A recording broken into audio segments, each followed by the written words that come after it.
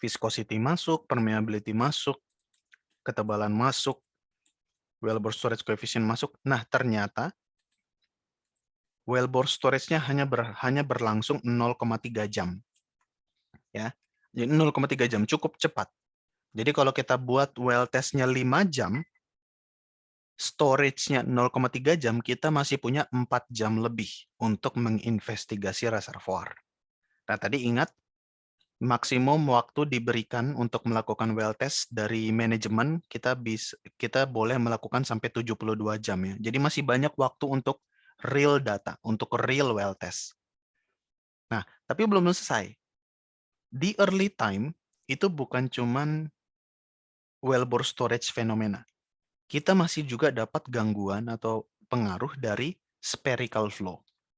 Nah, kita juga harus hitung spherical flow ini kapan atau berapa lama berakhir. Ya, kita bisa hitung pakai rumus. Masuk porosity, masuk viscosity, masuk total compressibility, masuk ketebalan reservoir, masuk permeability vertical. Kita dapat ternyata spherical flow berlangsung cukup lama. Spherical flow berakhir di jam kedua. Gitu ya. Jadi jam kedua atau 2 jam pertama hati-hati. Karena itu masih mengcontain data-data atau informasi dari wellbore sama dari spherical flow. Belum mencakup radial flow. Ingat ya teman-teman, kalau saya punya spherical flow, misalnya saya punya top reservoir, bottom boundary reservoir di sini, saya punya sumur, ya, saya punya sumur, saya perforasi sebagian, ya. Kemudian spherical flow itu very short ya, maksudnya very short distance di sekitar sini. Inilah flow regime mula-mula, gitu ya. Jadi ketika kita 2 jam pertama ya, 1,95 jam pertama, yang kita investigasi itu masih zona ini aja.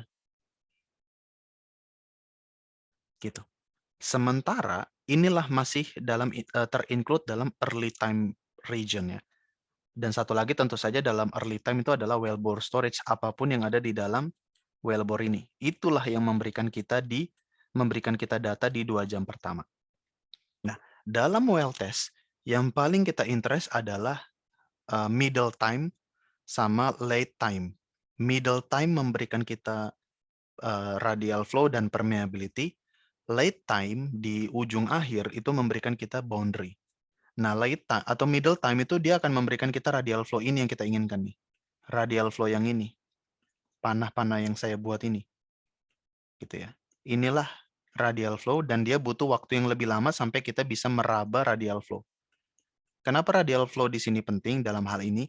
Karena dari radial flow ini kita bisa mendapatkan permeability berapa. Permeability inilah yang paling mempengaruhi performa sumur. Nah, yang lebih jauh lagi kita akan dapatkan late time, ya, waktu akhir. Misalnya kita bisa dapatkan kalau saya punya pengaruh di sini, misalnya saya punya patahan di sini ya, somewhere jauh di sana, nanti dia akan ada pengaruh di sini. Di patahan itu ada linear flow misalnya gitu ya, ada linear flow di sini. Nanti akan kerasa juga. Tapi kalau kita flowing atau kita build up hanya 2 jam di sini, kita baru bisa menginvestigasi zona yang kecil ini, hanya di spherical flow-nya aja. Gitu ya, teman-teman. Makanya kalau kita well test, kita harus melampaui 2 jam. Kita harus melampaui 2 jam ini, atau kita harus melampaui 0,3 jam. Tapi karena 2 jam lebih tinggi dari 0,3 jam, maka inilah yang harus kita lampaui. Jadi aliran kita, laju alir kita atau build up kita harus lebih lama dari 2 jam. Nah, sekarang itu tadi kan akhir dari spherical flow dan akhir dari wellbore storage. Sekarang kita tentukan kapan middle time region itu berawal, bermula. Nah, kita lihat di sini. Karena spherical flow berlangsung lebih lama dari wellbore storage, ya, makanya kita tidak perlu menggunakan downhole shut-in. Oke, downhole shut-in karena ya sebelumnya kita bilang downhole shut-in itu bisa mereduksi wellbore storage, which is benar. Tapi dapat dilihat di sini, kalaupun kita reduksi wellbore storage, toh tetap problem utama berasal dari limited entry yang memberikan kita 2 jam, waktu tunggu 2 jam. Jadi nggak perlu downhole shut-in, nggak perlu karena itu akan lebih mahal, karena toh yang paling membuat kita lambat itu adalah spherical flow, 2 jam. Oke? Nah, the spherical flow regime akan berlangsung sekitar kalau kita pakai logaritmik ya, log 10, 1,95 dibagi 0,36, 0,75, atau sekitar 3/4 log cycle.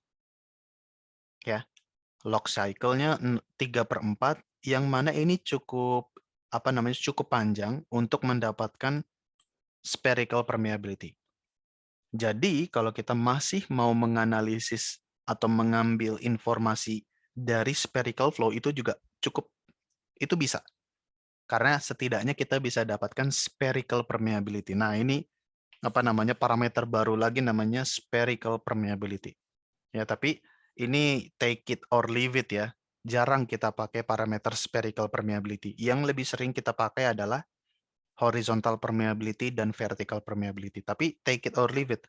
Kalau kita mau mengekstrak data spherical permeability, bisa juga, bagus juga. Yang penting nanti kita tinggal well test aja, well test analisis.